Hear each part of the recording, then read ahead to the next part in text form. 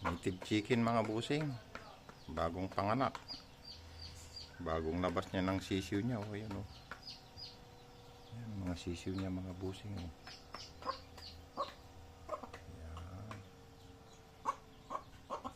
Wala siyang iran iknol sisiw to ni bali-balira. Alahan aray siya mo.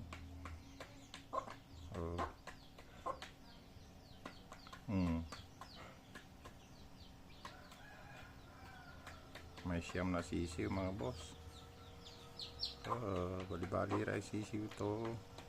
Ayos ka dyan to. Ayan, tawagan tulara. Malilingga sila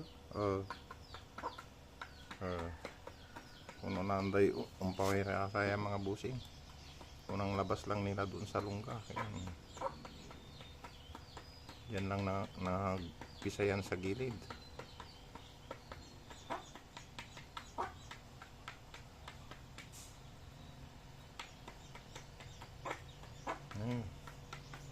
Hindi niya matawagan. Lapit na lang natin yung para dyan kayo kumain. Ayan.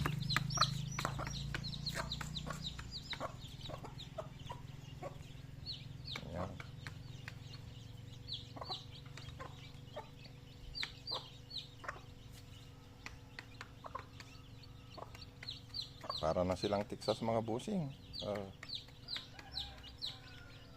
Mukhang Texas na yung mga natives natin. Parang may nawawalang isa. Hanapin natin.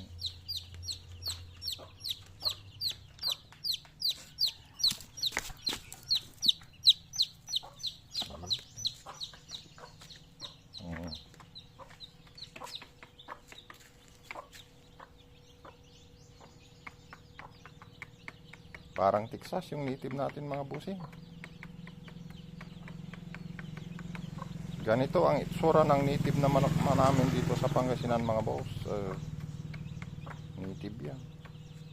Gala. Doon lang nagpisa sa gilid. Papakita ko sa inyo kung saan siya nagpisa. Dito lang sa tabi dito. Mayroon pang isa Mayroon pang umiyak mga boss. Ay na. Sayang. Sayang mga boss. Ang ganda-ganda kapipisa lang. Sayang to. Kapipisa lang nito Lagay natin sa incubator. Baka sakaling mabuhay. Kahit native. Bahayin natin siya. Yan, ilagay natin siya sa incubator. Baka sakaling makarecover.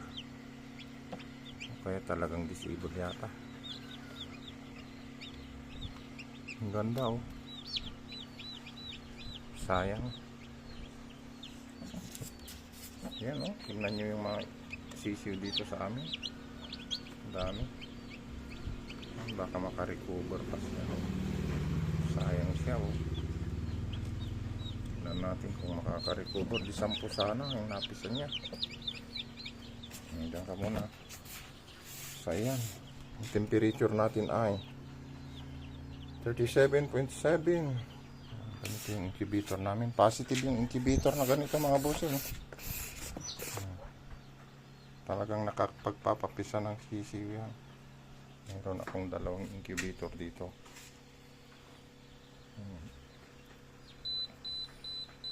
Ayan. Pag nagtutot na ganyan, pindutin nyo lang yung minus. Yun, mawawala yan. Wala na. Ganun lang yun. At saka, pag tumutunog na ganun, may nakausli dito sa gilid. Napapasok ng hangin. Ayan, ganun siya. So, ayan, off na tayo. Tapusin muna natin yung kape natin.